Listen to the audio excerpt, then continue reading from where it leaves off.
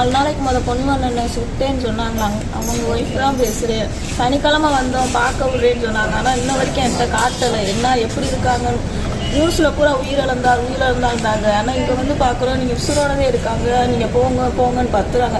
SP ஆஃபீஸில் போய் கையெழுத்து வாங்க சொன்னாங்க, அங்கேயும் வாங்கணும். ஜிஹெச்சில் போய் சைன் வாங்கினாங்க, அங்கேயும் வாங்கணும். எல்லா நடவடிக்கையும் எடுத்துட்டோம்னா என்கிட்ட காட்டக்கூட மாட்டுறாங்க சார்.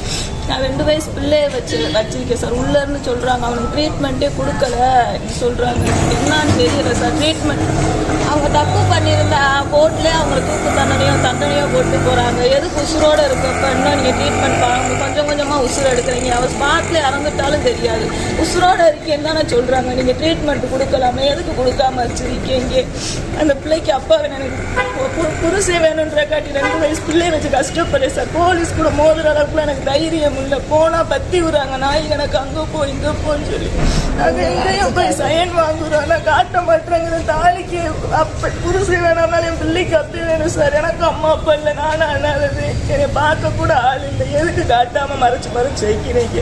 நான் பார்க்கணும் சார். அவங்களுக்கு 7 நாள் சின்னையோட ட்ரீட்மெண்ட்டு சரியான ட்ரீட்மெண்ட் கொடுக்க மாட்டாங்க. உள்ளேருந்து எனக்கு சொல்கிறாங்க, எதுக்கு கொஞ்சமாக உசுரை கொடுக்குறேன்? அவங்க தப்பே பண்ணியிருந்தாலும் கோர்ட்ல இருந்து தண்டனை கொடுக்கட்டும். இந்த மண்ணிலே சார் கண்ணகி தீர்ப்பு கேட்டு வந்தாங்க. அவங்களுக்கே ஒரு தீர்ப்பு கிடைச்சப்ப எனக்கு எதுக்கு கொடுக்க மாட்டீங்க? அந்த கலெக்டர் அம்மாவும் பொம்பளை தானே, அவங்களுக்கு மனசாட்சி இருந்து அதை பார்க்க விடலாம்ல. யாருமே பார்க்க விட மாட்டாங்க சார்.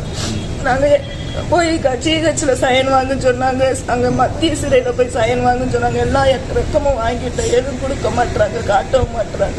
ட்ரீட்மெண்ட்டு கூட சரியாக கொடுக்க மாட்டேன்றாங்க. என் புருஷனுக்கு ஏதாச்சும் சொல்லணும்னா எஸ்பியும் உள்ளே இருக்க டாக்டரும் தான் சார் பொறுப்பு. அவங்க தான் எனக்கு பதில் சொல்லணும். ட்ரீட்மெண்ட் எது கரெக்டாக கொடுக்காம வச்சிருக்கீங்க.